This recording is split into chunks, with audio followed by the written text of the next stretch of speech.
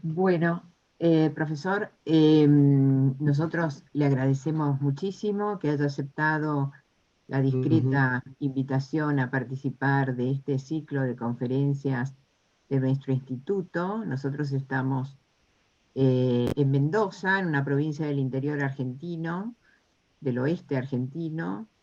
Somos un instituto del CONICET, del Consejo Nacional de Investigaciones Científicas y Tecnológicas, dedicados a las ciencias humanas, sociales y ambientales, con una serie de proyectos institucionales receptivos de los cambios que están sucediéndose en nuestras prácticas de investigación histórica en función del giro digital, ¿no?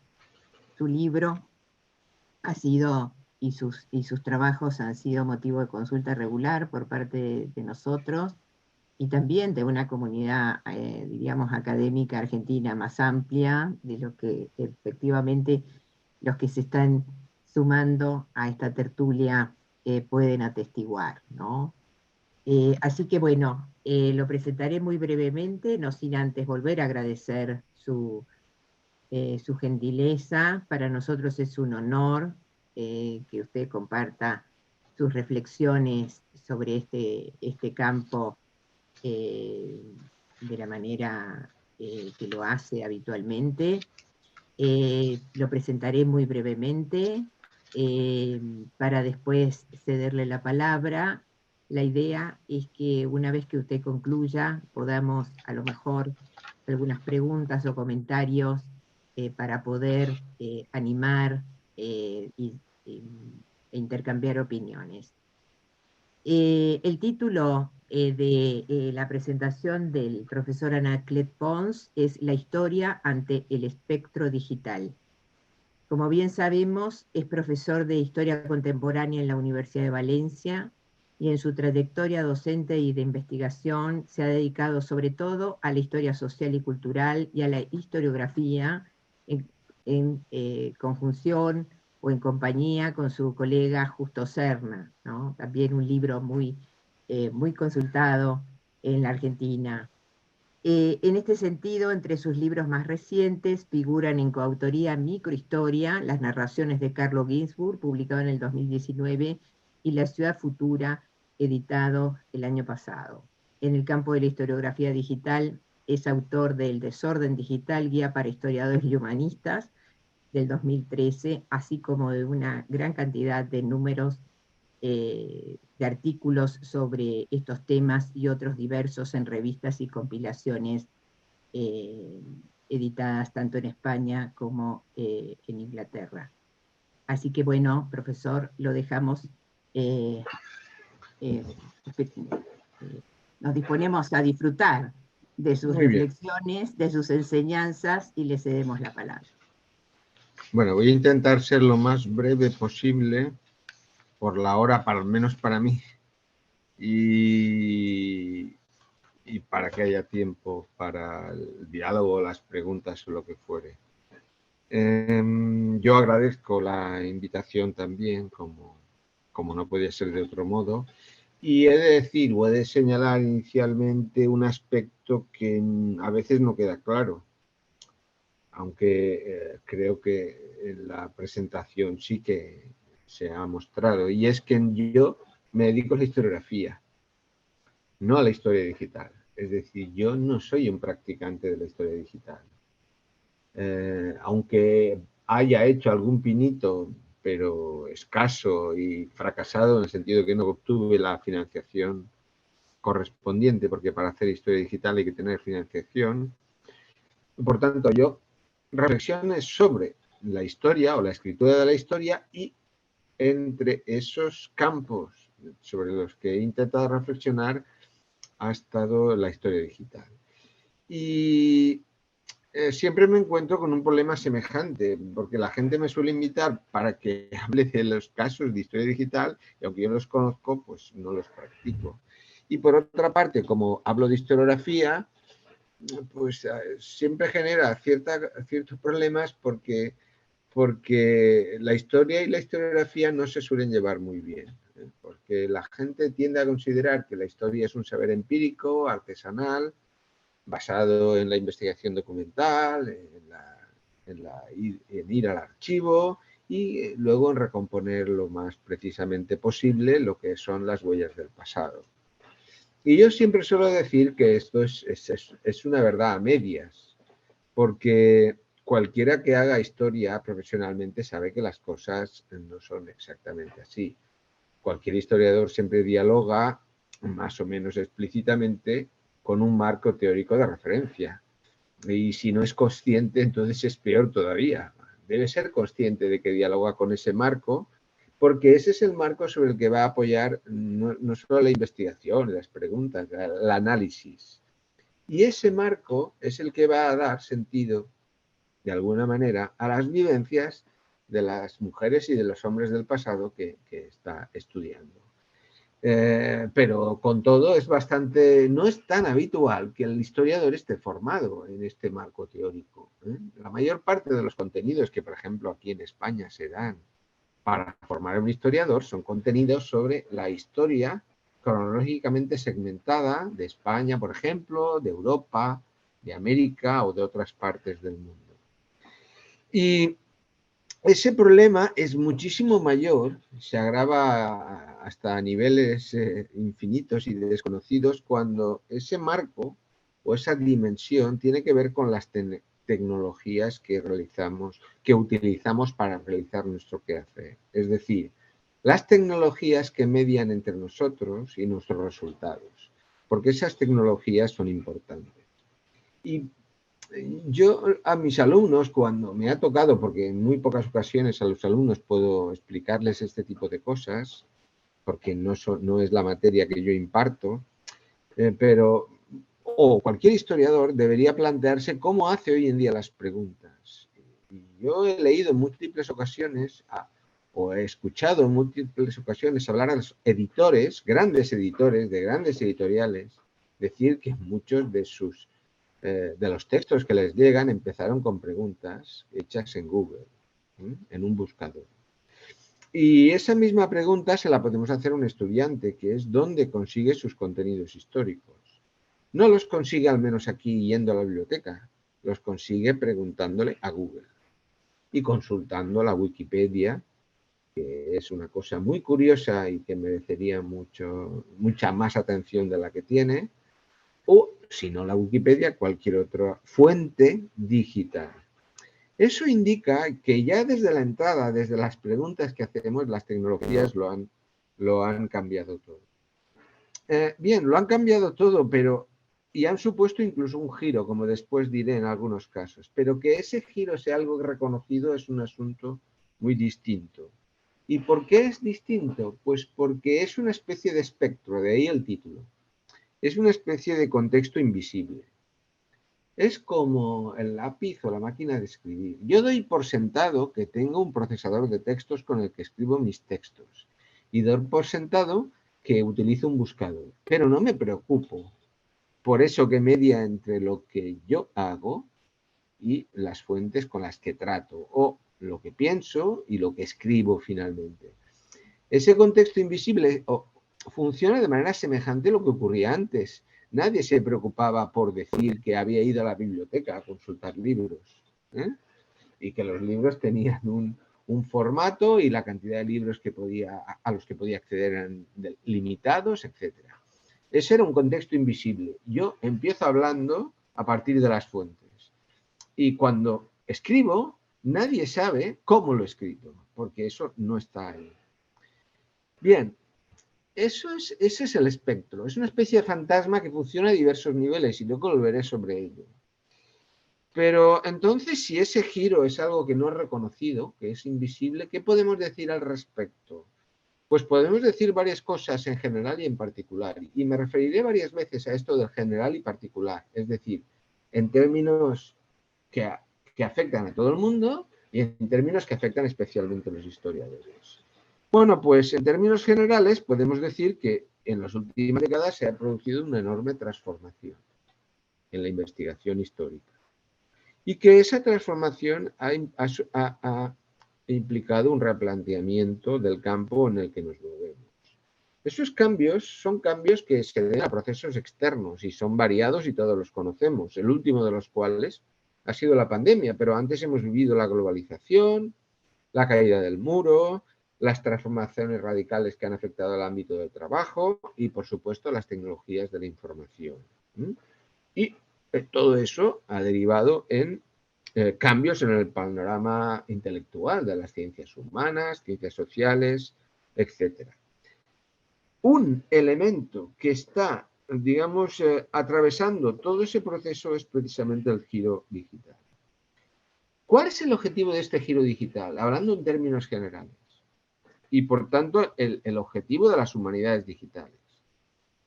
El objetivo de las humanidades digitales que se plantean cuál es su objetivo, porque hay mucha gente que hace humanidades digitales o historia digital y que, como he dicho al principio, no se preocupa por el marco teórico en el que funciona su campo. Simplemente lo hace. Es decir, yo puedo hacer historia de las mujeres, del género, del trabajo y no preocuparme por cuestiones teóricas sobre el género o el trabajo u otras cosas. Y hay muchas personas que se dedican a esto y no reflexionan teóricamente sobre el asunto. De ahí, como decía al principio, la distancia que habitualmente hay entre la historiografía y la historia. La historia la hacen todos, la historiografía es algo que parece que, como tiene que ver con la teoría, pues es bastante incómodo. Pero el objetivo de las humanidades digitales en general, que es el paraguas donde está la historia digital, es construir una conciencia mediática. ¿Y qué significa esto de la conciencia mediática? Pues es algo bastante simple. La conciencia de que los formatos de nuestra memoria, y cuando digo memoria, lo digo con, digamos, voluntariamente, explícitamente, porque la palabra memoria aquí significa muchas cosas, los formatos de nuestra memoria han cambiado. Podríais decir los formatos del archivo. Bien, yo prefiero la memoria, porque incluso los adminículos que conectamos a nuestra computadora son memorias, memorias digitales. La gente compra memorias digitales, en su teléfono portátil lleva memorias digitales, en su cámara lleva memorias digitales, hay quien la lleva en el reloj, etc. En la medida en que esos formatos de la memoria han cambiado, pues ha cambiado algo que es básico para nuestra disciplina, que es el documento, el archivo, cómo se conserva, la memoria, todo eso. Y eso implica que es necesaria una refundación de todas aquellas disciplinas que podemos denominar disciplinas del documento. De ahí la relación que existe entre filología e historia en este caso. Todas las refundación, por tanto, de las tecnologías del documento y de sus soportes.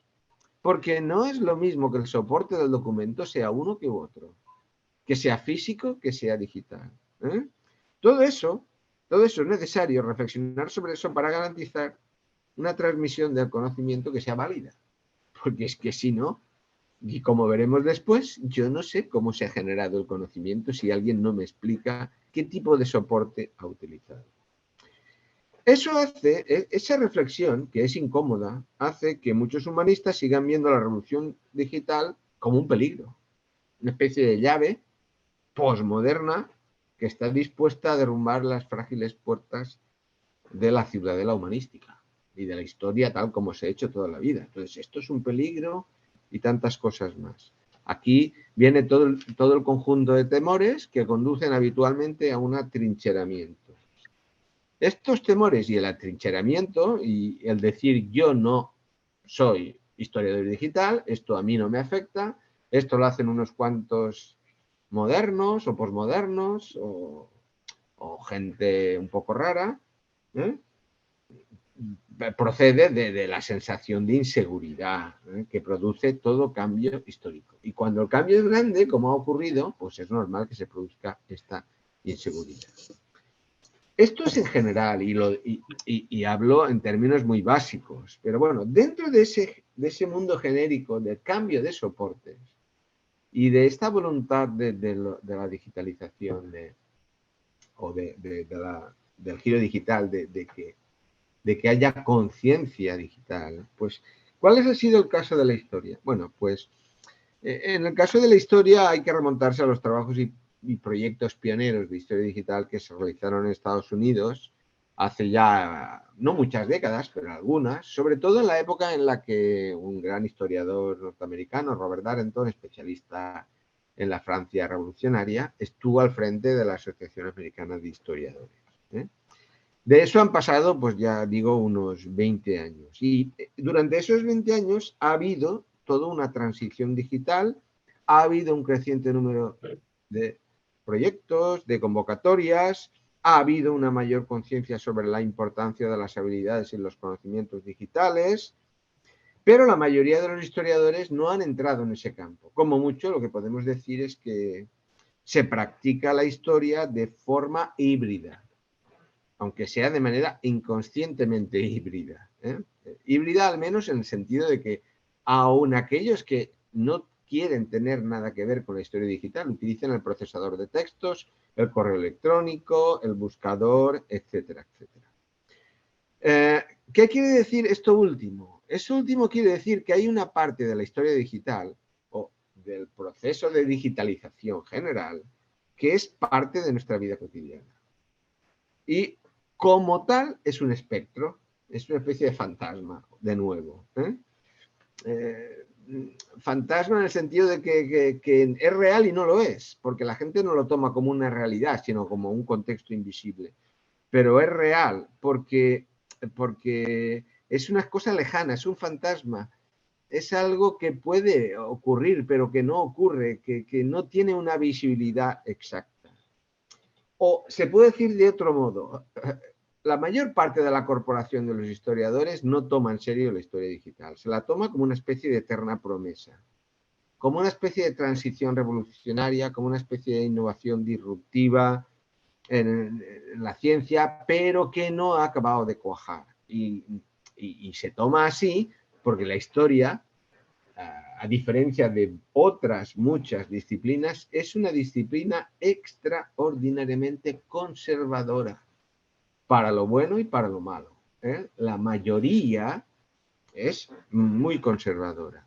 Y ese carácter conservador que defiende la hermenéutica crítica y todas lo que son las tradiciones históricas basadas en la escuela metódica y el historicismo alemán, etcétera, siguen marcando un discurso académico sobre los retos y oportunidades de lo digital a la hora de hacer historia. Es algo que se ve como una especie de pasatiempo.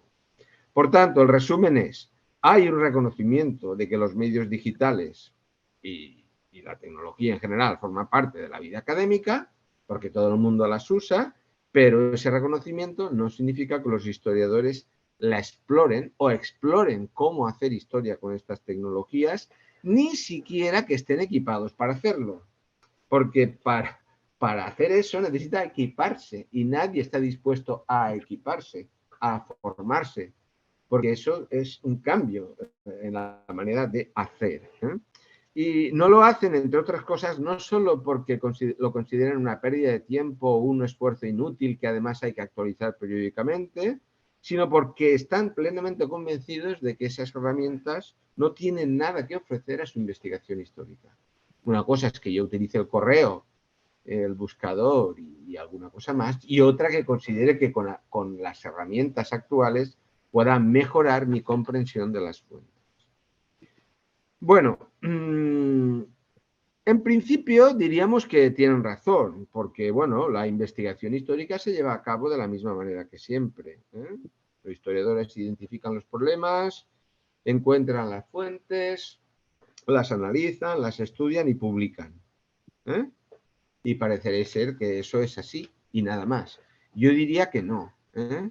Y diría que no porque hay diversos cambios que debemos considerar y que son fundamentales.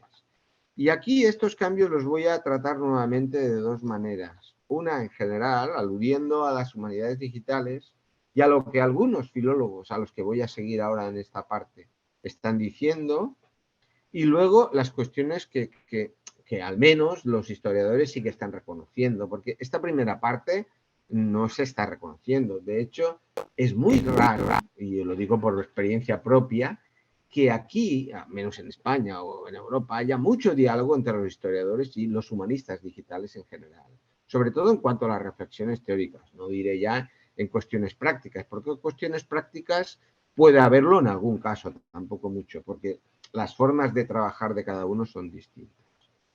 Para entenderlo hay que ir un poco, ya sé que es remontarme un poco en el tiempo a los orígenes de las humanidades digitales, que tienen que ver con la informática, que este es el nombre inicial. Y la informática tiene que ver con el cálculo, es decir, con la computación. La informática es la ciencia de la información y la diferencia no es baladí, porque aquí de lo que se trata, las humanidades digitales se generan a raíz del contacto entre la computadora y las palabras, o mejor dicho, con el lenguaje. La relación entre el lenguaje y la computadora. Y ese es el elemento fundamental. Siempre se suele citar como antecedente de todas las humanidades digitales al famoso padre Busa, porque en efecto lo que hizo el padre Busa fue ir a la IBM, pedir permiso a su presidente en el año 1949 para utilizar una computadora para trabajar con el vocabulario, no entraré en el asunto cuál, de Santo Tomás de Aquino. Por tanto, es una relación entre palabras, lenguaje y una computadora. Y ese es el inicio, o muchos lo considerarían el inicio, del procesamiento del lenguaje natural. Y ese procesamiento del lenguaje natural es lo que utilizamos en nuestra vida cotidiana. Es la tecnología del T9, de los smartphones, es el reconocimiento de voz, la síntesis de voz y es el chat GPT. La base de lo que ahora tenemos, más otras cosas añadidas, es eso. Pero estas herramientas, aunque fundamentales, no son lo más sorprendente, aunque durante mucho tiempo nos hemos quedado anclados en esta parte, digamos, más hermenéutica. Porque con el hecho o gesto de introducir palabras en un ordenador, lo que se hace es sentar las bases de un nuevo concepto hermenéutico, que ya no se basa puramente en una interpretación subjetiva, y aquí hay que ver las críticas de los filólogos a las humanidades digitales, tienen que ver con esto, con esta pérdida de la subjetividad, porque cuando tratamos los datos lingüísticos de una manera automática, lo que estamos ofreciendo es un cierto sentido objetivo. Y aquí se produce un choque entre lo clásico y lo nuevo. Y ese choque y esta objetividad, entre comillas, es lo que funda la informática humanística. Informática humanística que precisamente porque trata de informática, ciencia de la información, computación, pasará a llamarse, para quitarse de encima este asunto, humanidades digitales. Pero es lo mismo, porque al eliminar la parte informática parece que estemos eliminando la parte computacional, cosa que no es así. Pero, en fin, todo eso sienta las bases de una transformación cultural y epistemológica. Y en el centro de esa transformación, reitero, está el documento escrito, el texto. Ahora bien, el texto no tal cual, sino entendido como una secuencia alfanumérica. El texto son ceros y unos. No solo el texto, porque todos nosotros sabemos perfectamente que cuando entramos en Internet, en una página que contiene sonido, imagen y texto, todo eso es secuencias alfanuméricas.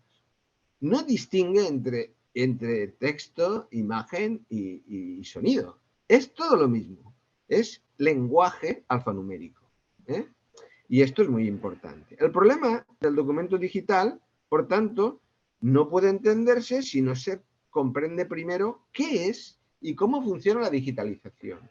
Y yo intento explicarlo porque la gente cree que lo que está viendo en la pantalla cuando le han digitalizado un texto es lo mismo, y no es lo mismo. Cree que la imagen que obtiene en un PDF es lo mismo que ir a visitar el archivo, y no es lo mismo. Porque la digitalización tiene sus peculiaridades. Porque la digitalización es un proceso de, y aquí si hay algún filólogo lo sabrá como yo, es un proceso de traducción. Y cualquier proceso de traducción implica codificación. Cuando yo traduzco del francés al castellano o del inglés al castellano, recodifico. Y no es lo mismo lo que ha dicho la persona que habla que lo que digo yo. Incluso aunque aunque no lo haga en el momento y lo haga por escrito con un trabajo enorme, no son cosas distintas.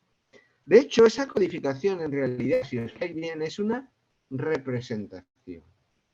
Y me gusta la palabra representación aludiendo al profesor Roger Chartier, que ha trabajado mucho el concepto de representación, porque la representación alude a dos cosas, a una presencia y a una ausencia. Cuando se digitaliza un documento, el documento está ahí, porque yo estoy viendo el documento, pero no está ahí, porque ese no es el original. Eso es una reproducción, una codificación. Y eso es algo que los pioneros tenían muy claro, los pioneros de la informática humanística. El paso de lo analógico a lo digital implica un proceso que formaliza el objeto. Lo formaliza para pasarlo. Todas las discusiones son de codificación, y hay montañas de discusiones sobre cómo codificar los textos para digitalizarlos, es eso. Las discusiones tienen que ver con el proceso de formalización. ¿Cómo pasamos algo que está en papel y que es original en un archivo y cómo lo pasamos a la digitalización? Esto no es que yo cojo un escáner y lo escaneo, no. Es un proceso más arduo. Y cada proceso o cada acto de codificación, o mejor dicho, como he indicado antes, cada acto de representación, porque lo represento a través de otro lenguaje formal, que es alfanumérico, implica una selección del conjunto de posibilidades. Porque yo podría decidir que en mi representación se incluyera el olor del papel, o un vídeo del papel, o unas imágenes del lugar donde está ese papel y del legajo donde está ese papel. Yo podría decidir muchas cosas. Y no codifico ad infinitum, codifico una serie de textos. Es decir, digitalizo unos cuantos y no otros. Todo esto es un acto interpretativo. Y aquí la cuestión de la interpretación ya sabemos cómo funciona. Aparte de que aquí hay otro elemento que es, digamos, no sé cómo señalarlo, pero bueno, hay otro elemento que es de poder, que tiene que ver con el poder. Y es que aquí el lenguaje humano y sus sistemas de escritura son muchos y muy diversos. Y el lenguaje informático es formal y es uno, y está dominado por el inglés. Y esto es un acto de poder. Aunque yo digitalice en castellano o en italiano, cómo se ha construido y todas las discusiones de codificación son ingleses, son angloamericanos. Los estándares digitales tienen un sesgo cultural y el acto de codificar, por tanto, no es neutral. Bien, ya he dicho que en general hay una falta de conciencia como humanistas sobre esto, en general. Yo lo veo en mis colegas aquí, nadie se preocupa por esto. Y si yo les hablo de esto, les parece que estoy hablando de la luna.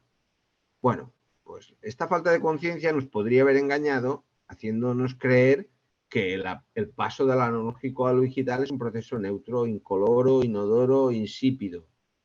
Pero en realidad, todo cambio de formato, toda representación, influye en la vida del formato original. Y esto lo explicaré un poco después. Porque, bueno, esto ya lo sabemos de siempre, ¿no? Ya lo sabemos porque esto ya se explicó en la era de la reproductibilidad técnica de que hablaba Benjamin y este tipo de cuestiones. Pero la representación digital influye en el objeto original y influye en su futuro digital. Influye en el pasado, en el presente y en el futuro, con todos los sesgos que incorpora. Y esto, cuando yo digo que esto tiene que ver con tantas cosas, significa que el problema ya no es solo hermenéutico. No es un problema de representación, formalización, de codificación, no, es un problema epistemológico. Es decir, sobrepasa la hermenéutica y pasa la epistemología, porque ya aquí estamos hablando del objeto, de la naturaleza del objeto, de la representación, en fin, de muchas otras cosas. Y eso nos hace ver que hay que ver las tecnologías de la información, hay que verlas a fondo. ¿Cuáles son los efectos? Pues el enfoque hermenéutico ha sido el fundamental. como he dicho antes, los problemas de codificación. Es decir, los problemas a los que se han aplicado los lingüistas, los informáticos digitales o los humanistas digitales es cómo digitalizamos, cómo obtenemos datos y cómo interpretamos a partir de esos datos. Las preocupaciones metodológicas y epistemológicas las dejo de lado, porque me sumerjo en cuestiones puramente técnicas. Técnicas, en este sentido me refiero a hermenéuticas. Y la razón es sencilla, ya que la mayor parte de los testimonios en los que se basa la memoria de las personas están en textos escritos, pues lo que me preocupa es esta computadora, este manipulador de símbolos alfanuméricos, y cómo esta computadora es un poderoso agente de conversión, de archivo, almacenamiento, gestión. Esa es la principal preocupación. De ahí que las preocupaciones se hayan centrado por parte de lingüistas, archiveros, informáticos, etc. Porque es cómo gestionar, cómo almacenar, cómo conservar, cómo transportar. Y nada más. Eso hasta principios del siglo XXI fue así. Por tanto, todos los diseños de herramientas, análisis y conservación fueron lo fundamental, a partir de la materialidad de los documentos escritos. Y la difusión de la web incidió sobre eso, porque los primeros textos de los historiadores incluso era conservación. ¿Cómo conservamos? Y todo este tipo de cosas. Nada más. Ahora bien, poco a poco se abre camino a otras cuestiones. Y es que poco a poco la gente se va dando cuenta de que el paso de una cosa a otra cambia la naturaleza del objeto. El paso a la digitalización implica la concepción del texto como dato. No es que yo digitalice, no, es que al digitalizarlo el objeto cambia y ahora lo puedo tener como dato. Y ese texto como dato oscurece los elementos de la materialidad que tenía. Ahora ya no me preocupa la materialidad, si era un libro, una revista, si estaba aquí, estaba allá, no. Ahora lo tomo como dato. Eso tiene que ver con el hecho de la desmaterialización, porque el hecho de que hoy en día lo que se genera ya no tiene materialidad. Cuando yo escribo en mi ordenador, eso no tiene materialidad. No importa que yo lo imprima o lo dé a editar. Lo que yo he escrito no tiene materialidad. Se ha hecho con un procesador de texto. Eso no tiene materialidad. Y se puede materializar de muchas maneras distintas, con muchos tipos de letras distintos, con impresoras diversas, etcétera, etcétera. Pero donde el original no tiene materialidad. El original no es el libro editado, el original es lo que yo tengo en mi computadora. Llega un momento que este texto como dato o data, entra en una nueva fase. Y esa nueva fase tiene que ver con la aparición del denominado Big Data. Y hay una serie de fenómenos ambientales con Edward Snowden, con Cambridge Analytica, con los escándalos de los papeles de Panamá, con todo este tipo de cosas, por tanto, con la era del Big Data, que se pueden manipular como datos. A nadie le preocupa dónde está eso, ni cómo se consigue, ni cuál es su materialidad. Lo que le preocupa es el dato, el data, y cómo se puede manipular, tratar, almacenar, es decir, la dinámica de los datos digitales, que por otra parte parece escapar a lo que era la materialidad de los objetos, es decir, al espacio y al tiempo, porque todo objeto material tiene un espacio y un tiempo, está datado en el tiempo, en el espacio.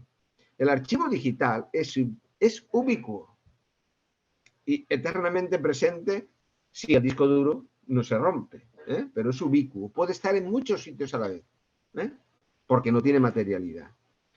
Eso ha implicado también cierta politización del texto, pero bueno, esta sería una cuestión que escapa. La cuestión ya no es, por tanto, y es a lo que quería referirme, ya no es qué es el documento, cómo se representa, que era la parte que nos preocupaba inicialmente, ¿no? ¿Cómo pasamos de una cosa analógica a una digital? ¿Qué hace? Los archivos les preocupaba cómo digitalizar mis fondos. Las razones por las cuales digitalizan sus fondos es otro contar que también tendríamos que analizar, porque hay una especie de competencia por estar presente. ¿Y de qué manera? ¿Y qué hago? Pero bueno, esto sería mucho más largo de contar porque la afectación que todo esto tiene sobre el archivo es todavía más dramática, dramática en el sentido anglosajón, ¿no? Más sensible. Pero digo, la cuestión ya no es qué es el documento, cómo se representa o cómo debe interpretarse, porque todo esto son cuestiones hermenéuticas. La cuestión casi es qué es el documento. De hecho, ¿qué somos nosotros? Porque nosotros acabamos también siendo documentos, porque pensemos un poco, ¿qué somos nosotros? ¿Qué éramos antes cuando quedábamos reflejados en el archivo y qué somos nosotros? Porque hoy en día nosotros somos nuestra huella digital. Es la huella digital que utilizan nuestros gobiernos, las distintas instancias, las policías, los organismos internacionales. Hay un alter ego, tenemos un ego digital o un alter ego digital. Yo recibo de Google periódicamente un registro de mis viajes. ¿Qué ha hecho usted este mes? ¿Cómo ha sido este mes suyo? Y me lo dice él. Él me relata, me narra. Facebook, aunque yo no lo utilizo, pero tengo cuenta, cada año me felicita por mi aniversario y me cuenta todo lo que he hecho, lo poco o mucho que haya hecho, y me pone una caja de regalos, me narra. Hay un alter ego digital. Y ese alter ego digital está en las fotografías que yo subo, que son datos, porque a ellos no les interesa mi cara, no, les interesa con qué cámara lo he hecho o con qué smartphone lo he hecho, dónde estaba, si estaba al lado del supermercado, si he ido a comprar, todo eso lo saben. Ese es el alter ego digital. Hay un orden narrativo fuera de nosotros. Y esos son documentos, son archivos. Es una red que pasa cada vez más por aplicaciones de smartphones, historias dinámicas, móviles, etcétera, etcétera. Y que nos exige ser performance. Nosotros, porque quizá ya no utilicemos eso, pero la gente joven, yo lo veo en mis hijos y amigos, el TikTok, el Instagram, el no sé qué, tienes que estar continuamente activo dentro de ese jardín amurallado de la aplicación, intercambiando escritura, lectura, actores, lectores, presentadores, espectadores, realidad, ficción, es una narración al margen. Eso es un archivo. El archivo de Twitter, de Facebook, de Instagram, de TikTok. Esos son los archivos que se generan hoy. Bien, esos archivos tienen una inmensidad incomparable. Y tienen una inmensidad incomparable y un volumen incomparable porque ha cambiado el soporte, porque la memoria es infinita. Aquí tendría que remitirme de nuevo al profesor Roger Chartier, pero bueno, esto ya es muy conocido. Él, entre otras muchas cosas que no vienen al caso, señala dos elementos fundamentales que ya he indicado. La pérdida de la materialidad, la desmaterialización de los soportes. Y esta desmaterialización implica abundancia. Entonces vivimos en un mundo de abundancia. Ya que me he referido antes a cómo son las cosas, cuando yo antes, hace 30 años, tenía que realizar un trabajo de investigación y tenía que acudir a la bibliografía que había en mi biblioteca, porque no tenía otra, y había pocos libros relativos a mi tema de investigación, yo leía estos libros intensamente una y otra vez. Porque eran los que tenía, no tenía más. Pedía algunos, compraba, pero tenía un número limitado. Hoy no. Hoy yo pregunto a Google qué se ha escrito sobre determinado tema y hay infinidad de respuestas de todos los lugares del mundo que están a mi alcance. ¿Puedo yo acaso leer eso como leía antes intensamente? No. ¿Y esto por qué es? Porque hay una abundancia que está generada por el hecho de que cualquiera puede escribir, difundir, editar, autoeditar y tenemos acceso. No solo a abundancia, sino acceso a la abundancia, que crea una serie de espejismos enormes. Y es ese hecho de que tú encuentras un libro o un artículo que no puedes ver ni puedes comprar porque está lejos, es caro, y crees que ahí está lo que necesitabas saber, por el título, por el resumen, y estás en un sin vivir creyendo que ese te dará la clave y que luego cuando lo tienes dices, vaya porquería de texto. Y yo he estado obsesionado con el texto por eso, porque tienes acceso a esa enorme abundancia. Hay un historiador canadiense, Ian Milligan, que habla de esto, él compara dos archivos, que tiene un texto que no hace mucho que se publicó, pero bueno, compara dos archivos, que es el Old Bailey, que es un archivo muy famoso, penal, británico, que ocupa entre 1674 y 1913. Ese archivo está digitalizado, ¿eh? Y hay alrededor de 200.000 juicios, ¿eh? Y es el archivo más grande digitalizado. Y él lo compara con Yahoo, ¿eh? con lo que tenía Yahoo en su día. Y claro, Yahoo en su día tenía millones de webs alojadas. Y eso se ha conservado y está en el Wayback Machine. Bueno, es que es incomparable. En concreto, él se refería a GeoCities. GeoCities en 15 años produjo 186 millones de documentos. En 15 años. Y GeoCities ha desaparecido. El Old Bailey produjo 200.000 juicios que se han digitalizado. El volumen de lo que hoy manejamos es enorme. Esa abundancia es enorme. Pensemos ahora cómo esto se relaciona con el hecho anterior. La abundancia, el volumen, el texto como dato, la manipulación, cómo tratamos eso cuando tenemos ese tipo de abundancia. Bueno, eso es un cambio de escala. Es un cambio de escala y un cambio de escala que en realidad es un cambio de estado.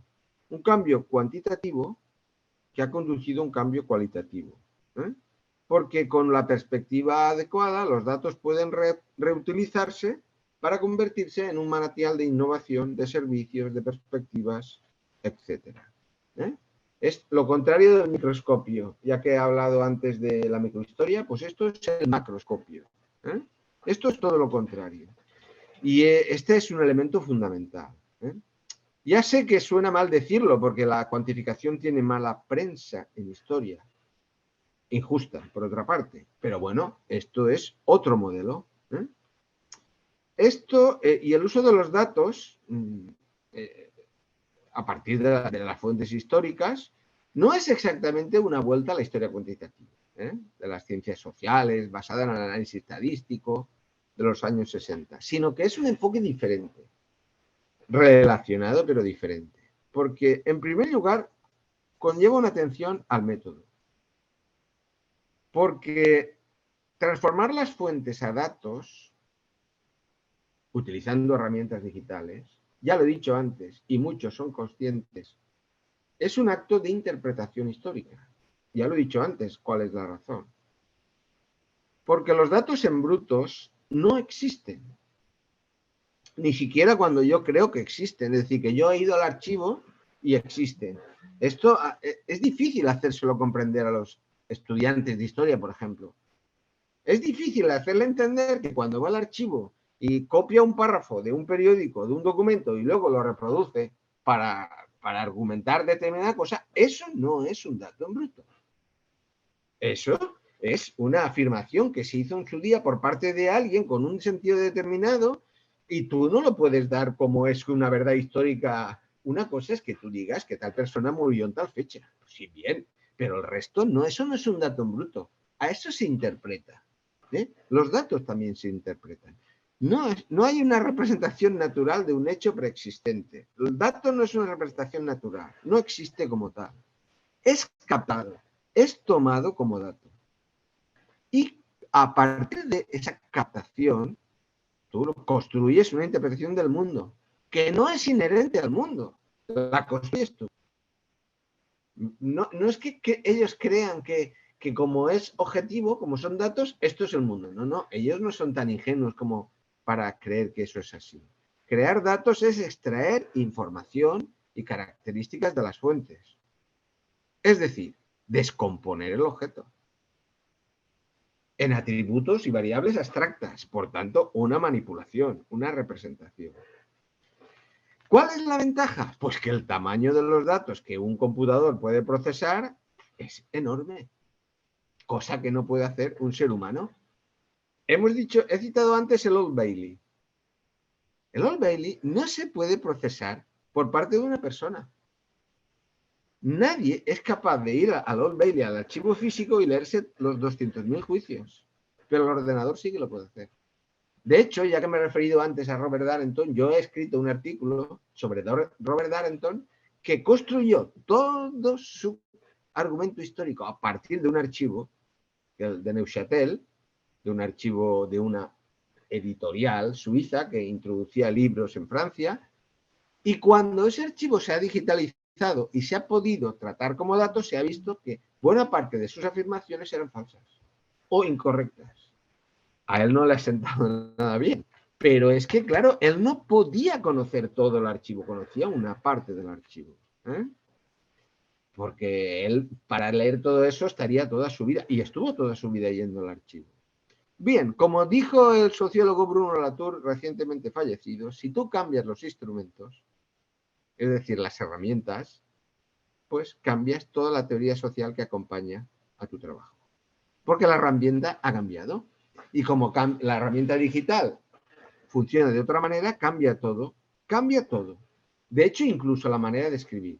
¿O es que acaso escribimos igual con un lápiz o con una máquina de escribir que con un procesador que permite borrar, copiar, guardar, reinsertar, insertar, traer aquí, llevar allá? No se escribe igual. Y eso ha provocado cambios en la escritura histórica. Incluso ha aumentado la escritura. Porque yo escribo, cojo este párrafo, lo pego aquí, lo uno a otro, y con eso tengo otro texto, y aquel texto lo reformulo, le pido que el chat va a revolucionar esto todavía mucho más, porque es a lo que vamos. Bien, algunas consecuencias prácticas, porque ya me he pasado de lo que quería decir. Bueno, la investigación ya he dicho que comienza como siempre. Yo elijo un proyecto, exploro los libros que hay, y a partir de ahí viene el primer problema, porque cuando me voy a explorar las fuentes, ¿qué hago? Busco en Google.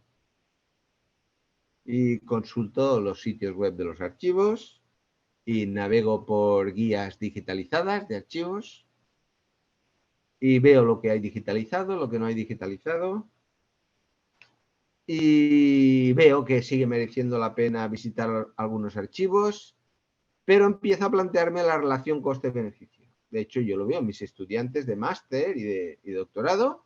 Los estudiantes de máster aquí, todos y cada uno utilizan algún recurso digital. El objeto que utilizan, la fuente, siempre es digital. ¿Por qué? Muy sencillo, no tienen que desplazarse. Lo utilizan, encuentran una revista, por ejemplo, que está digitalizada, y analizan esta revista. O un periódico, o una época, o un libro, que esté libre, claro está, un libro clásico. De otro modo, tendrían que desplazarse, y tiene sus costes, y la vida está cara. Entonces, por ejemplo, si los archivos están centralizados, un estudiante de máster debería desplazarse de Valencia a Madrid, coger el tren o el avión, quedarse varios días en una pensión, en un hotel, comer, etc. Y eso no puede. Entonces, calibra y, pues bueno, aquí hay una revista que nadie ha estudiado, y yo puedo estudiar el género a través de esta revista. El género o la publicidad o lo que quieras. Y nunca te dirá, cuando hace el trabajo, cuál es la razón. De hecho, ni se la plantea. Porque esto es algo que ya es un contexto invisible, todos lo hemos asumido. ¿Cuál es el resultado inmediato? Que los recursos en línea se consultan más y los no digitalizados se consultan menos. Es lo que se denomina el efecto Mateo. El efecto Mateo, que es que el digitalizado se enriquece en citas y lo no digitalizado se empobrece. Por tanto, el rico se hace más rico y el pobre se hace más pobre, que es la palabra de los talentos del Evangelio de San Mateo. Este es el efecto Mateo. De hecho, si yo tengo un libro y el libro vale 50 euros y está en papel, lo citarán los que lo puedan comprar y leer. Si ese mismo libro vale 5 euros y está digitalizado y se puede piratear, lo citarán muchas más personas. Si yo tengo una revista que solo es en papel y se distribuye aquí y es cara, la leerán la gente de aquí y citarán aquí. Si es en una revista digital abierta, la citará mucha más gente. Este es el efecto Mateo. Y esto no solo ocurre con los libros y revistas, ocurre con las fuentes. dado además el elevado coste que tiene digitalizar, ese proceso tiende a privilegiar determinadas fuentes. Cuando un archivo que tiene mucha documentación tiene que digitalizar, privilegia unas cosas. ¿Y quién digitaliza? El norte global, sobre todo, porque tienen más dinero. Son instituciones acomodadas del norte las que digitalizan, lo cual repercute en la diversidad de la investigación que se hace. El número de trabajos de máster sobre historia americana, norteamericana, aumenta. ¿Por qué? Pues porque tienen mucho más digitalizado. Se cita mucho más a los autores ingleses que a los franceses o italianos o alemanes aquí. Y, por ejemplo, se citan mucho más las páginas de Google que te permiten ver libremente. Por ejemplo, se citan más las primeras páginas. ¿Por qué? Porque Google te dice, Google Books, puede usted leer las primeras páginas del libro y a partir de aquí ya no puede leer. Entonces yo leo esas y cito esas. ¿Y por qué no cita usted las otras? Pues porque no las puedo ver, porque la parte gratuita es esta. Eso elimina diversidad. Esto estaba antes ya, por supuesto, pero porque toda la información histórica está mediada, pero esto ahora es mucho peor. De este modo, la información histórica en general se mediatiza a través de las tecnologías nuevas y emergentes. Cuando yo me desplazo a un archivo, además, ya actúo de manera diferente. Si el archivo es moderno, me voy a la sala de lectura. Si es moderno, si es moderno. Ya he llamado antes, que me saquen una serie de documentos, voy con mi cámara, digitalizo y me vuelvo. Esto hay un proceso que es desde la digitalización pura y dura que yo veo por internet, la digitalización que hago yo in situ, donde ya me han escogido los documentos, o la sala de lectura. Es decir, que yo tengo que abrir el legajo o la caja donde están los documentos. Cada cosa implica una serie de mediaciones distintas y tiene repercusiones.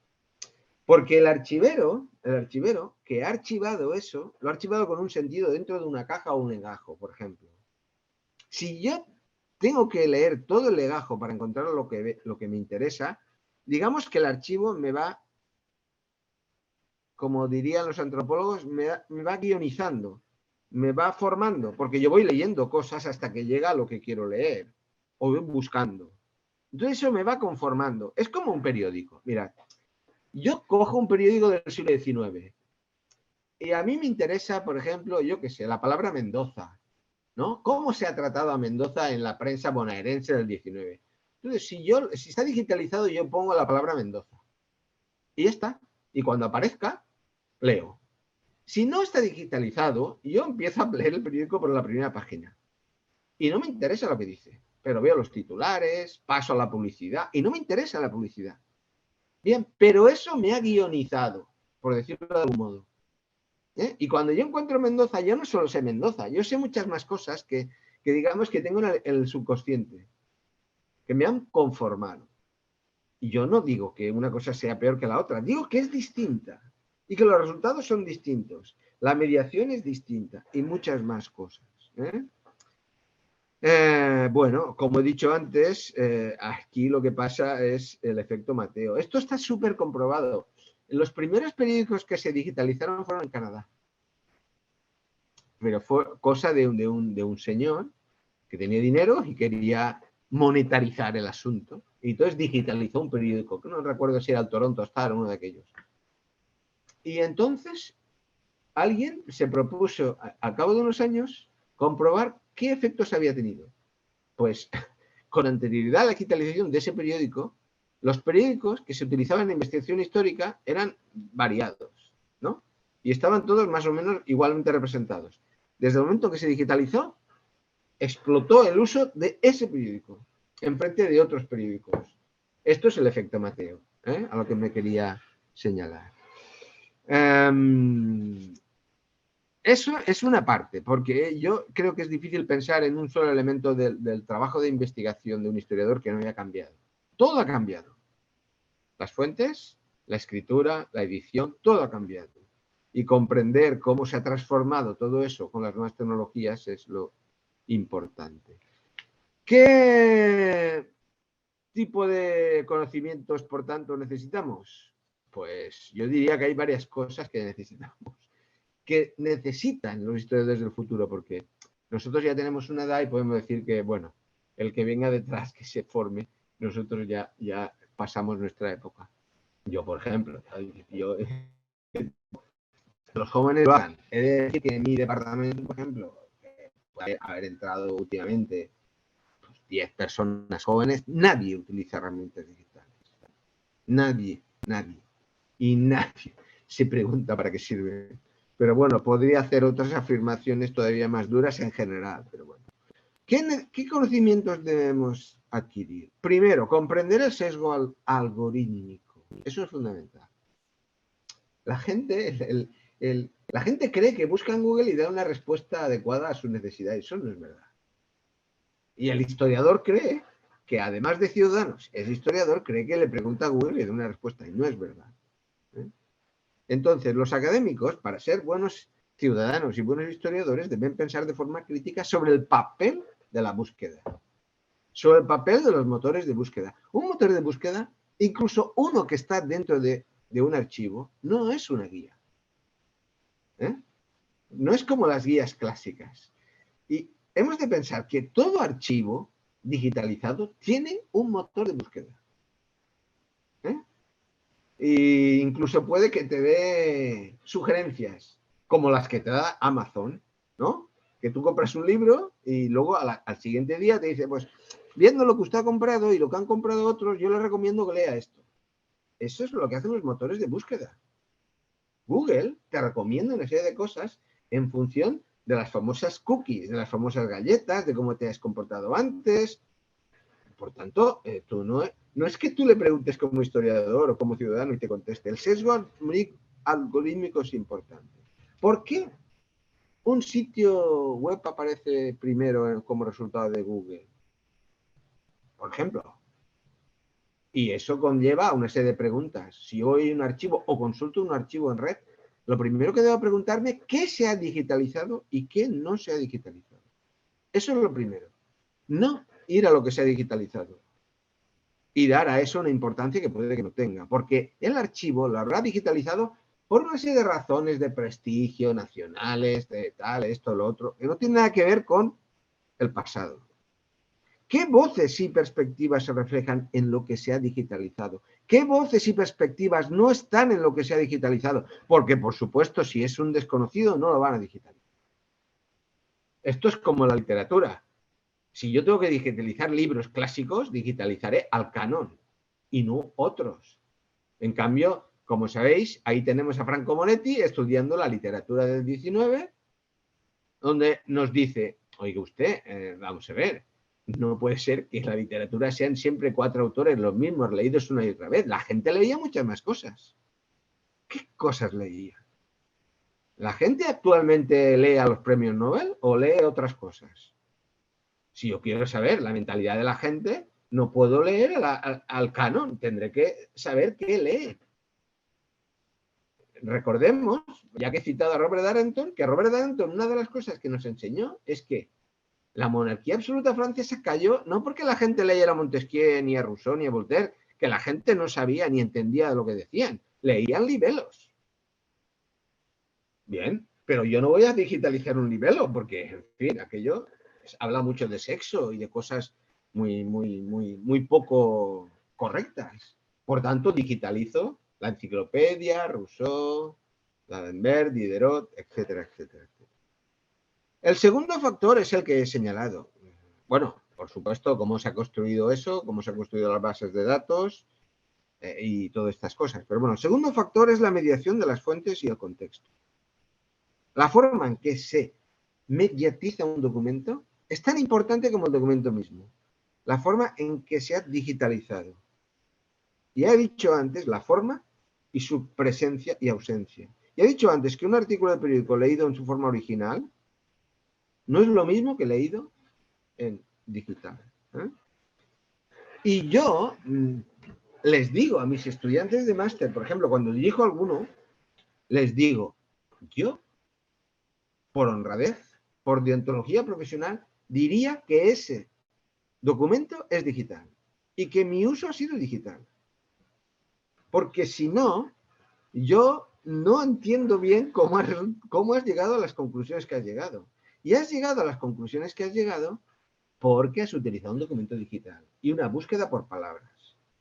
Y esa búsqueda por palabras ya sabemos cómo funciona. Por bien digitalizado que esté, cuando un documento, por ejemplo, pone, digamos, yo qué sé, serendipia, por ejemplo, de una palabra, seren-dipia, y tú buscas serendipia y ya no te aparecerá, porque hay un guión por el medio. Y no es lo mismo. Entonces, hay que saber cómo se ha digitalizado, porque si has seguido todos los procesos, el serendipia no tendrá guión.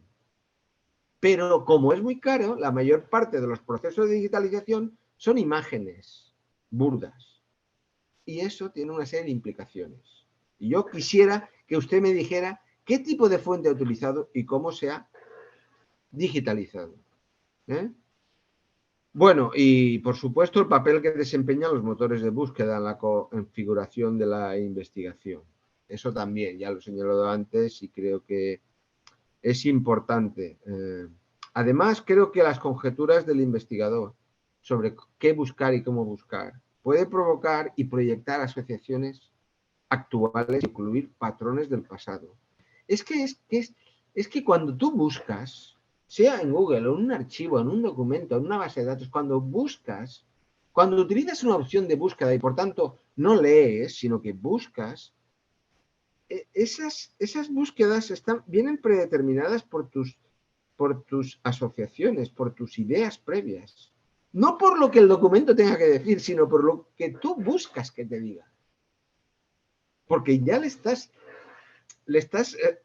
condicionando a que me diga sobre la palabra Mendoza y no sobre cualquier otra cosa. Pero puede que el documento quiera hablar de otra cosa que yo no quiero escuchar. Si yo no tengo más remedio que leerlo, escucharé el documento. En fin, aquí esto es como el motor de búsqueda. Igual, si yo le pido Napoleón, pues le pediré Napoleón y me pondrá un coñac y me pondrá un hotel y me pondrá una entrada de la Wikipedia. Pero es que yo he de saber en todo momento qué es lo que yo estoy pidiendo y por qué se lo estoy pidiendo y de qué modo se lo estoy pidiendo. Porque yo pido una palabra, o dos palabras, o una cadena de palabras. Bien, aquí eso se ve agravado por la falta de contexto sobre eso, sobre los modos y resultados de las búsquedas. He buscado, pero ¿cómo he buscado? Bien. Y por último,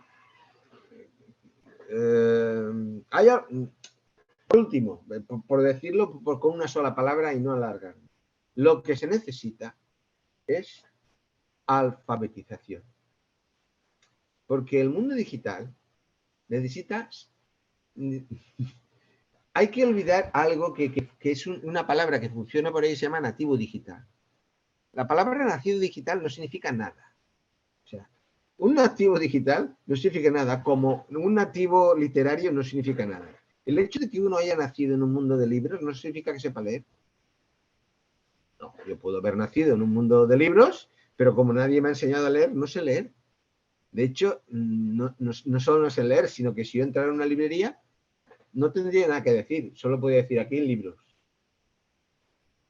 Cuando yo me he alfabetizado, y alfabetizado no es solo saber leer, sino que me han formado en la lectura y en los libros, yo entro en la librería y veo pues, aquellas secciones de novela, aquel color es de aquella editorial que sé que saca buenos libros, otro color es de aquella editorial que sé que es para gran público, ese color es de esta colección es de ciencias sociales, aquellas de humanas.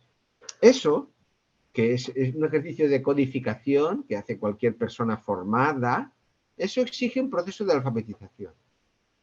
Y cuando un estudiante acaba su grado o su máster, puede hacerlo. Puede entrar a una librería y decodificarla. Pero hay que ver los años que ha tenido que pasar para poder hacer eso. E incluso hay muchos que acaban y no lo pueden hacer. Entonces, que nadie crea que el término nativo digital significa nada. Significa que una persona, lo decimos porque una persona tiene un smartphone y utiliza una aplicación, pero no tiene ni idea de cómo funciona el mundo digital. Sabe escribir, subir vídeos, compartir cosas, pero lo que es todo lo que he dicho antes y muchas otras cosas, de eso no tiene ni idea. ¿Y por qué un estudiante nuestro no tiene idea? Porque no lo hemos formado. ¿Y por qué no lo hemos formado? Porque nosotros no estamos alfabetizados. Y porque nadie está interesado en formar tampoco, porque si yo ahora propusiera en mi universidad o facultad que hubiera una asignatura metodológicamente informada sobre estas cuestiones, la gente se reiría. Y de hecho, se forman los estudiantes leyendo los libros de Marc Bloch, de Langlois y Señobos, de Droysen y los que han venido después, o Febre. Y yo digo, sí señor, muy bien, esto está bien, pero eso son los fundamentos de la profesión, pero no podemos estar toda la vida leyendo los mismos libros del siglo XIX o principios del XX. El mundo ha cambiado y hay que reflexionar sobre lo que hoy nos pasa. A partir, sabiendo los fundamentos de la profesión. Yo eso no lo puedo negar, porque si no sabemos qué es una fuente, si es cómo discriminar, si es cierta, si es falta, todo eso lo tenemos que saber, pero tenemos que saber más cosas, porque si no, pasa lo que pasa, que la gente se enfrenta a una fuente digital como si fuera una fuente de archivo tal cual, y la utiliza tal cual, y le pregunta como cree que preguntaba, y no es lo mismo. Bien, por supuesto, estas reflexiones valen para la historia digital. Y hay algunas diferencias sensibles entre la historia digital y los estudios literarios digitales o las humanidades digitales. Yo, para terminar, que me lo había anotado, señalaría 3. En primer lugar, que la historia digital está muy, muy atrasada en todo este tipo de discusiones, porque todavía está en la fase hermenéutica. Recopilación, preservación y difusión del material en línea. Estamos todavía en la fase de preocupación por crear el archivo, difundir el archivo, preservar el archivo, y de ahí no pasamos. En segundo lugar, cuando se trata de utilizar herramientas digitales, la historia, casi todos o la mayoría de los trabajos se centran en la cartografía digital.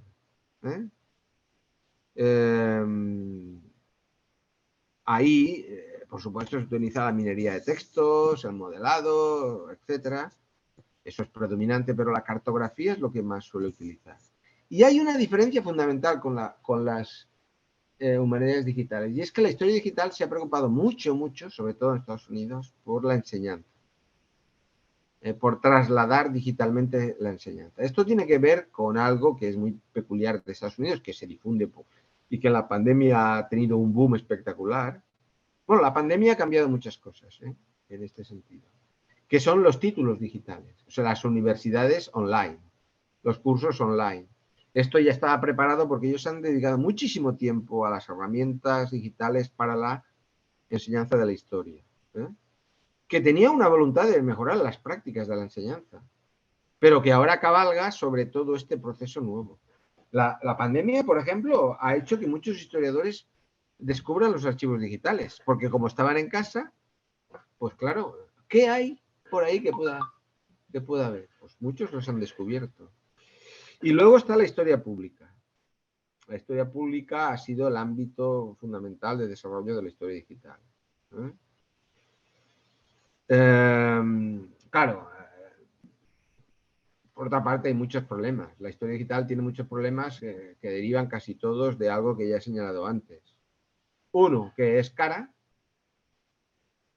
porque exige herramientas y formación, y a veces todas las herramientas no son gratuitas. Hay muchas gratuitas y hay en la página esta ahora no recuerdo, el grupo de historia digital, que difunden herramientas y tutoriales, Programming Historian, el Programming Historian, que tiene una versión castellana, pues española, pues ahí hay muchísimos tutoriales, pero la gente debe entender que esto no vas allí y el primer día ya entiendes cómo funciona aquello, o el tutorial te lo va a hacer fácil, no. Si hay gente que todavía tiene difícil utilizar el PowerPoint, pues claro, ¿cómo va a utilizar ese tipo de herramientas? Y este es un obstáculo. Es económico. Y luego, otro obstáculo es que la academia no está preparada para el tipo de publicación que la historia digital, digamos, que privilegia o promueve. que es en abierto, que es menos textual. Y claro, la academia quiere libros, artículos, y si son materialmente físicos, si son libros editados, si son artículos editados, mejor. Y esto pues es un problema. No hay más que ver aquí en España o en Estados Unidos mismo. En Estados Unidos mismo, si tú quieres acceder a una plaza, a una tenure que dicen ellos, pues como no tengas un libro publicado, lo tienes en digital, no te van a hacer caso. Tienes que tener una buena editorial. En fin, esto hay una serie de rémoras.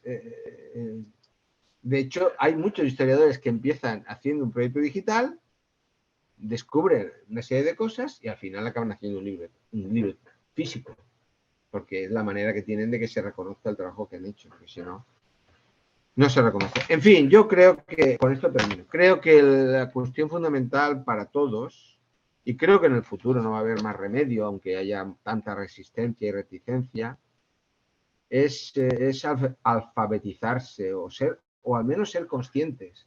Si alguien cree que la teoría y la historiografía tienen algo que ver con la historia. Ahora, si creemos que no tiene nada que ver y que la historia es una cosa, la historiografía y la teoría es otra, entonces podemos obviar todo este asunto, olvidarnos y continuar trabajando como siempre, sin ningún dolor de cabeza y ningún problema.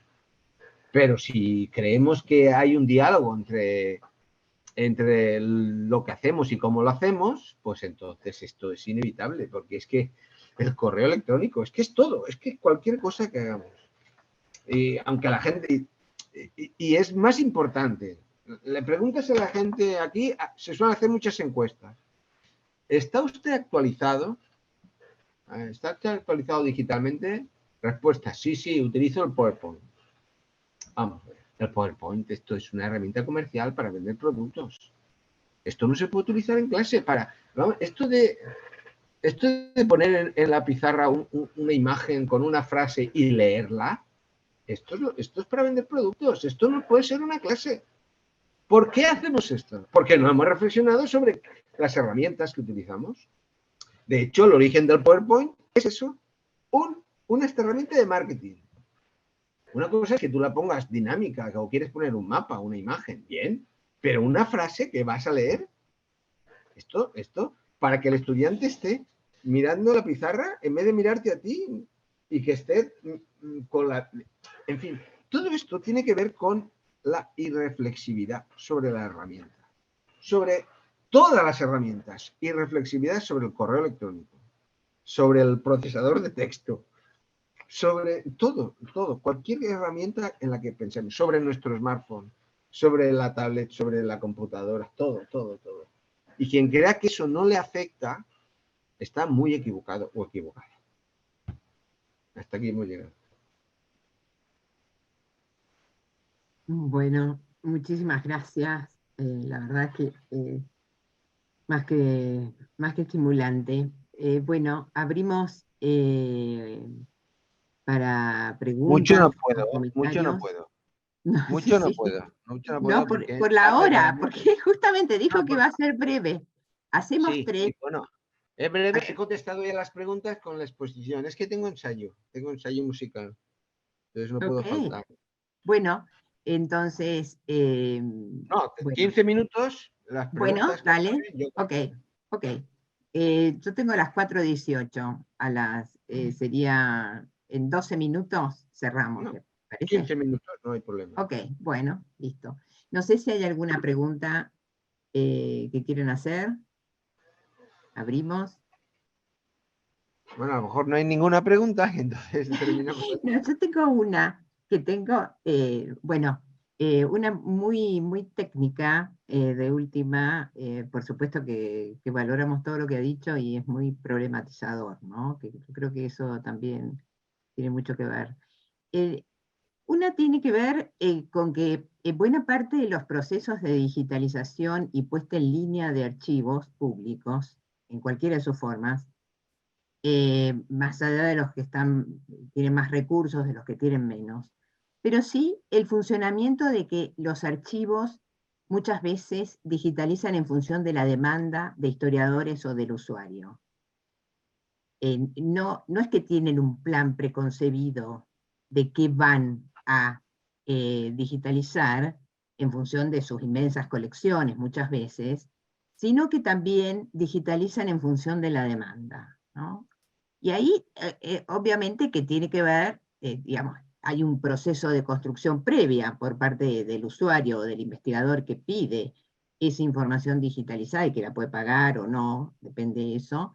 Pero ahí, diríamos, en el momento en que se está pidiendo, se está de última haciendo un proceso que tiene que ver en poner a disposición esa información de modo digital en función de una pregunta y de transformar el documento en el dato, ¿no?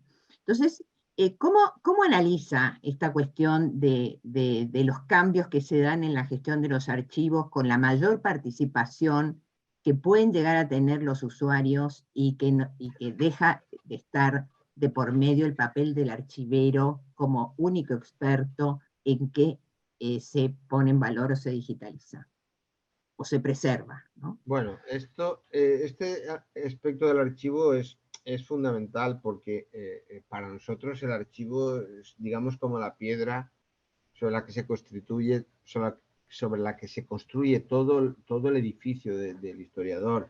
No hay más que leer a Langlois y Señogos, ya que lo he citado antes, y sus penalidades con los archivos, o los que vinieron después, la imagen y que construyeron de los archivos, que siempre es una imagen femenina, y ellos van a fecundar, porque ellos siempre eran hombres, eso está en los textos, siempre tienen sueños con el archivo, doncella, en fin, el lenguaje que utilizan, eso viene de lejos. Pero quien mejor lo ha explicado es Derrida, en el texto que se llama Mal de archivo. Y bueno, aquí hay un problema, primero digamos un problema general, que es que el archivo ha perdido el control sobre el documento. Y lo ha perdido porque ha perdido, como bien explica Derrida, que el archivo era la residencia del que controlaba, ¿no? Del arqueón. Eso ya no existe. De hecho, hay múltiples archivos. Y esos archivos ya no están dominados por el archivero, sino muchas veces por el usuario. El usuario puede crear sus archivos. Hay archivos que están compuestos de otros archivos o archivos que están compuestos por grupos marginales que quieren dar su voz, o archivos de mujeres, o archivos de indígenas, o archivos de violentados, o de afectados por determinada enfermedad o determinada calamidad. Esos archivos se oponen al archivo general, sin un archivero, es decir, sin el proceso que nosotros hemos vivido. Aquí en Europa no existe eso de la demanda, lo que produce es una copia digital, que en realidad no es una copia digital, es un escaneo. Lo que generan es un escaneo. Eso no es digitalizar. Es una forma de digitalización burda, porque lo que te hacen es dar una imagen que tú tienes, imprimes y lees. Porque ni siquiera la puedes manipular porque no es un OCR, ni siquiera es un OCR básico. Aquí lo que pasa en los archivos, y esto es en Europa, como respuesta a lo que hizo Estados Unidos en la Biblioteca del Congreso y con Google, es una cosa que se llama europeana, de la que luego han ido pendiendo todas las demás o circulando todas las demás. Digitalizan cosas. ¿Y qué tipo de cosas digitalizan? Aquellas que contribuyen a un tipo de historia, que es la historia tradicional, las guerras, los reyes, los ministros, todo ese tipo de cosas, eso se digitaliza, ese tipo de cosas. ¿Por qué? Porque dan una imagen de Europa y de cada una de las naciones que componen Europa, que es la imagen que se quiere dar. Y eso se escoge. Es como cuando tú haces una exposición. España, 1808. En 2008 se hizo una exposición respecto de 1808, que es la guerra con los franceses, la invasión francesa, etc. A mayor gloria del espíritu nacional. Entonces tú digitalizas aquello que contribuye al espíritu nacional. Y esto lo hacen aquí, lo hacen en Estados Unidos y lo hacen en todos sitios. Porque van a digitalizar aquello que proyecta determinada imagen. Por tanto, no es que haya una demanda, no, es que la demanda la genera el propio statu quo. y determinados grupos de historiadores que también pertenecen, digamos, a un sector conservador y quieren ¿cómo no se digitalizan tales cosas o tales otras que nos hablan de tal rey o tal otro rey? Nadie te pedirá, como dicen los ingleses, que digitalices a los pordioseros, al lumpen, a esos no. En cambio, ellos digitalizaron el archivo. Claro, los ingleses son muy peculiares. Entonces, digitalizaron el archivo judicial. Hubieran podido digitalizar otras cosas y decidieron eso. Pues bueno, me parece perfecto. Porque ahí está, el subalterno está ahí, no está en lo otro. Por tanto, de todas maneras, la cuestión del archivo es bastante complicada, hasta tal punto que, como todos nosotros sabemos, la palabra documento y la palabra archivo ya no significan lo que significaban. Un documento ya no documenta y un archivo ya no archiva. Yo tengo un documento que no documenta nada y tengo en mi ordenador archivos que no archivan nada. O sea, igual que tengo una memoria que no es memoria de nada, es una memoria digital que es un USB. ¿eh? En fin, esta sería otra cosa. Gracias. Sí, Raquel. Y bueno, muchas gracias por la conferencia.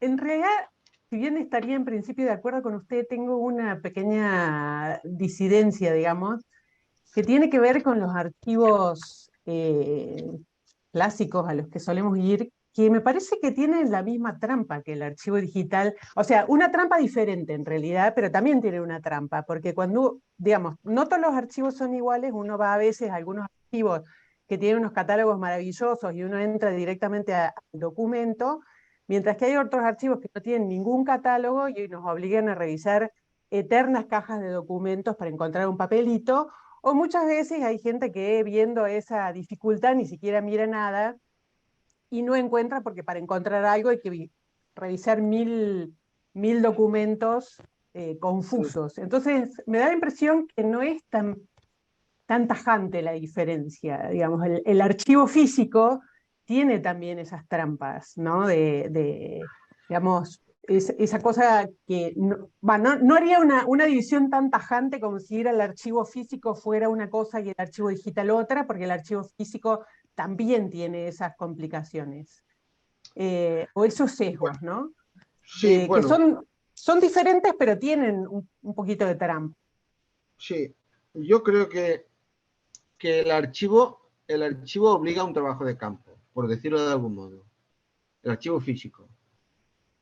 Un trabajo de campo quiere decir que si yo voy a una ciudad donde hay un archivo, yo visito la ciudad, la vivo.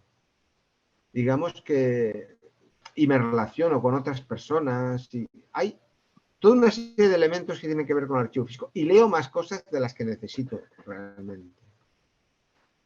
El archivo digital acaba con eso. Y yo estoy de acuerdo en una cosa, y es que el contexto invisible al que yo me he referido ya existía. Y de hecho no hay más que ver el poco diálogo que hay entre archiveros e historiadores. Uh-huh. ¿Por qué hay poco diálogo? Pues porque si leemos a nuestros clásicos, a nuestros primeros padres, Langlois, Signer Bosch y los alemanes, etcétera, el archivero es un auxiliar. Entonces, está ahí para servirnos, no tiene voz. Mi preocupación es que tenga la documentación lista y que me la sirva pronto y que la tenga acreditada, pero nada más. Es decir, que efectivamente ya casi que nos despreocupábamos de lo que significaba la materialidad del objeto y cómo se había creado el archivo y lo que había y lo que no había y lo que se expurgó y lo que se dejó. De eso no nos preocupaba. Claro, como ya no nos preocupaba entonces, ahora tampoco nos preocupa la digitalización. Pero debería habernos preocupado entonces cómo se construye el archivo, y eso lo señala muy bien Derrida, en Mal de Archivo, y la obsesión de archivo actual, y debería preocuparnos ahora cómo se construye este modelo digital de archivo. En eso estoy de acuerdo, en eso no hay diferencia. El contexto era invisible antes y ahora también. Pero en el resto creo que existe esta diferencia entre, aparte de pero si es que no hay más que entrar en un archivo clásico, la monumentalidad del archivo. Esa idea patrimonial y de memoria nacional, esas columnas, esas rejas, esos armarios cerrados, esas llaves, esas mesas, ese control de alguien que te lo sirve bajo llave, todo ese dispositivo sobre el que nadie piensa, claro, esto es en fin, natural, ¿no? Todo ese dispositivo, eso ha desaparecido. Pues ese dispositivo decía mucho y el actual dice mucho. Y dice mucho el proceso de representación, formalización, etcétera, del que he hablado anteriormente. Eso es lo que yo creo. Creo, pero bueno, no quiere decir que tenga razón. Sí, Cecilia sería la última, profesor. No lo oigo. Está muteada. El micro. Estás muteada. Okay, ahí está. Ahora. En realidad no soy investigadora, soy una pedagoga de la historia y quisiera hacerle algunas reflexiones ahí, a ver qué opina usted. Creo que la informatización y todo lo que es la digitalización de la vida cotidiana en todos sus aspectos, sobre todo profundizadas a partir de la pandemia, nos llevan a un lugar distinto de pedagogía, de investigación, de educación y de aprendizaje. De forma que muchas veces planteo que el tema de menoscabar, no sé si menoscabar sería el término, digamos, de evaluar el archivo digital frente al archivo escrito, sería en cierto sentido, comparativamente, como decir, no, cuando apareció el libro escrito en 1453, la imprenta, era mejor el saber oral. Creo que estamos frente a un cambio enorme que se viene gestando hace 20, 30 años. Entonces, frente a eso, los historiadores, investigadores y los pedagogos de la historia, como en mi caso, que estudiamos, obviamente, porque no se puede enseñar bien si no se estudia, ¿qué hacemos? ¿Cómo transferimos esta nueva realidad a nuestros alumnas y alumnos? ¿Cómo transferimos? ¿Qué les decimos? Chicos, si ustedes consultan un archivo, una página web, no sirve o sí sirve. O sea, es muy desafiante, como muy bien dijo Beatriz, este tema. Pero creo que la formación en las pedagogías digitales y la información en lo que significa esta nueva realidad, como usted muy bien dijo, Derrida, acá el mal del archivo, el archivo ya ha pasado, el control del archivo ha pasado a otros. ¿Cómo hacemos? ¿Cómo hacemos los que educamos en la historia en este contexto? Sí. Bueno, yo creo que ahí hay dos elementos fundamentales. Uno ya lo he señalado yo. Vamos a un lugar distinto. Bueno, todo el proceso ha sido afectado. Yo confirmo lo que usted ha señalado. Todo ha sido afectado. Todo. Y no es que se menoscabe o se devalúe, no. Es que se ignora.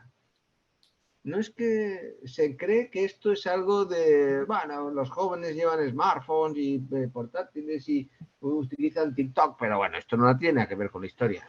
Esto se devalúa. Y luego, como se devalúa, no se analiza, claro está. Entonces, ha señalado una cosa muy importante, que es cómo se transmite el conocimiento histórico, por ejemplo. ¿Qué tipo de historia? No qué tipo, sino cómo lo hacemos. Las cuestiones de pedagogía, didáctica, etcétera. Porque, ¿qué sentido? Ya lo he señalado un poco antes con el PowerPoint. Yo es que soy un convencido de que el PowerPoint no sirve para nada, excepto porque un PowerPoint lo que es reduce la complejidad a las palabras. Pero es un ejemplo del tipo de pedagogía o didáctica que se utiliza.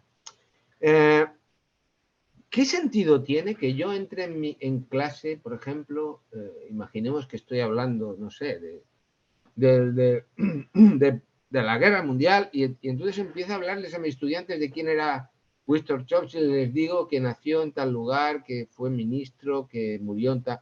Eso está en la Wikipedia. No tiene ningún sentido que yo reproduzca algo que ellos saben que a lo que pueden acceder de otras múltiples maneras. Bien, ¿qué tengo que enseñarles yo? Tengo que enseñarles a pensar históricamente. Eso es a lo que puedo enseñarles, porque contenidos simples están fuera. Claro que no les hemos enseñado tampoco a que sepan discriminar entre los contenidos simples que tienen fuera. No los hemos enseñado porque tampoco nosotros sabemos. ¿Y por qué no sabemos? Porque ya lo he dicho, no estamos alfabetizados. Entonces, podríamos hacer muchas cosas con las herramientas que tenemos del Internet básico, de las Google buscando, en la Wikipedia y otros lugares, para enseñarles a discriminar, utilizando lo que siempre hemos utilizado. ¿Quién dice eso? ¿Dónde lo dice? ¿A quién lo dice? Claro, luego pasa lo que pasa, que la gente se cree cualquier cosa. ¿Por qué? Porque mientras que los libros llevan un pie de página, una editorial, hay un responsable, etcétera, el resto no. Y nosotros no nos hemos detenido a enseñarles nada. Yo creo que la única manera es decirles, ya que las fuentes están ahí fuera, vamos a analizar qué tipo de fuentes hay, digitales. Desde la Wikipedia, cualquier cosa. Y vamos a ver cómo puedo buscar, cómo puedo discriminar, cómo he de valorar o evaluar el tipo de fuente con la que me encuentro. No puede ser que usted, estudiante, me haga un trabajo y me cite un blog y dando por sentado que lo que dice ese blog o cualquier otro es cierto. Pero usted ha evaluado ese blog. ¿Quién dice eso? ¿Cómo acredita usted que esa persona tiene un valor académico o lo que fuere? ¿Es uno que pasaba por allí? ¿O que ha tenido esta idea? Claro, luego hay ideas falsas, noticias falsas. ¿Por qué no hacemos un ejercicio, por ejemplo, de desmontar ideas falsas? Que hay tantas. Analizando fuentes reales, verdaderas, que se pueden acreditar. Podríamos trabajar con eso y no con cosas que no tienen nada que ver con eso. Por eso digo que yo creo que lo fundamental, y esto es algo que por otra parte está muy estudiado y elaborado y trabajado por parte de los de didáctica de la historia, sobre todo los canadienses y norteamericanos, hay que pensar históricamente. Pensar históricamente. ¿Qué es la historia? ¿Qué no es? ¿Cómo pensamos sobre los hechos del pasado? Los conceptos que utilizamos en los periodos, cómo segmentamos, porque todo eso forma parte de nosotros. La gente cree que es que en el pasado había un periodo que se llamaba trienio bolchevique. No, perdone, la gente no sabía que vivía en el trienio bolchevique. El concepto trienio bolchevique o bienio de lo que sea es posterior y es nuestro. Bien, ¿qué hacen los historiadores? ¿Cómo pensamos? ¿Cómo ponemos? Por supuesto, también contenidos, pero contenidos relacionados con ese pensamiento histórico. Eso es lo que yo creo. Yo les digo a mis estudiantes, el contenido de mi asignatura lo tienen ustedes en un manual. Y hay muchos manuales, cojan el que quieran. Yo no lo voy a hacer mejor. Yo no voy a hablar del manual. Y para examen va lo que hay en el manual. Voy a hablar de otras cosas que no están en el manual. Claro, ¿qué pasa? Ellos no están acostumbrados. Porque desde pequeños, desde que entran a la escuela, se les enseña un tipo de conocimiento en historia memorístico, de reyes, de periodos, de no sé qué, de guerras, de no sé cuánto. Y claro, no están acostumbrados. Entonces te piden, por favor, que les expliques un conflicto, una guerra, un algo, y que se examine, y piden examinarse de eso. No quieren que tú, en fin, les muevas la mente. No quieren. Eso prefieren que la cosa esté empaquetada y más normalizada. Bueno, esto es lo que... Tampoco quiero decir que yo lo haga bien, simplemente hago lo que puedo, pero creo que las herramientas ayudan. Creo incluso que el chat GPT va a ayudarnos, porque esto de que uno le pidas a alguien un trabajo y que empiece a buscar por internet y lo copie, lo pegue, lo reformule y te lo entregue, no tenía ningún sentido.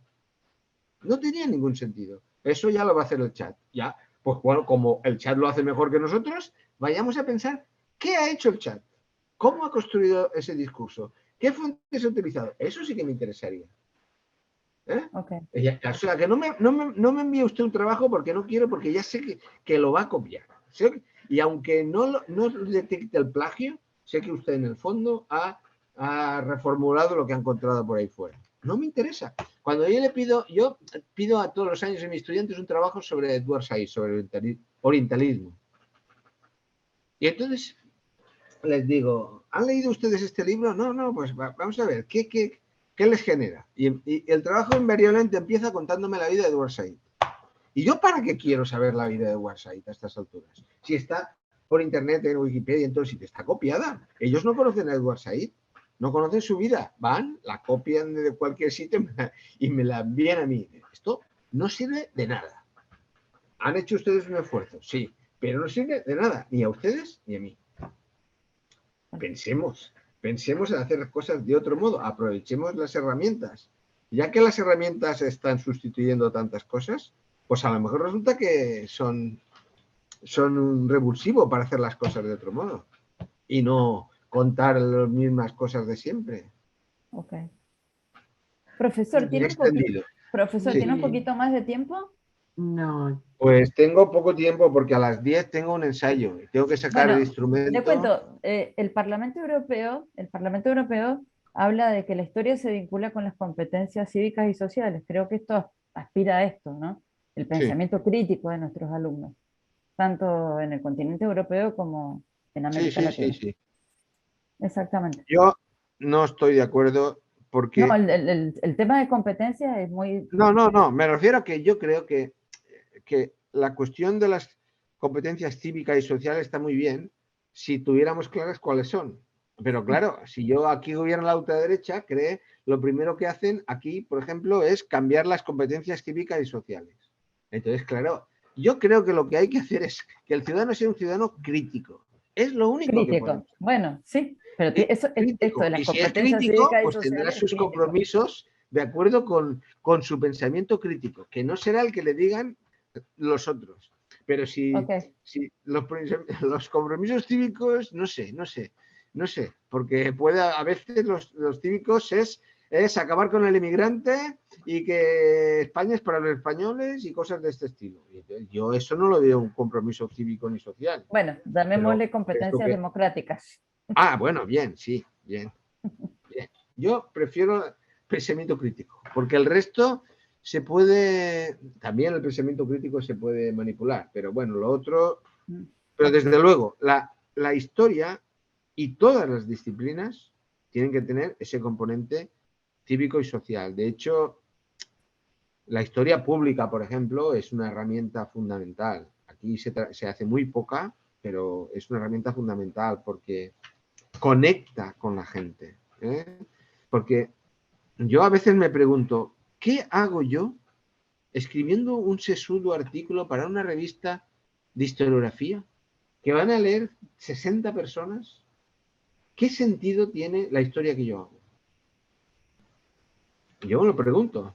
Cuando yo participo de actividades cívicas, en mi condición de historiador, que he hecho últimamente, y me comprometo con la gente, y hacemos archivos orales, y les grabamos, y mostramos su pasado, y les hacemos que comprendan por qué pasaron lo que pasó, y todo este tipo de cosas que yo no puedo publicar, que no obtengo nada, ningún reconocimiento, excepto el agradecimiento de las personas y el compromiso de las personas. Pues esto es el compromiso cívico. Eso es. Es historia pública esto. Vamos.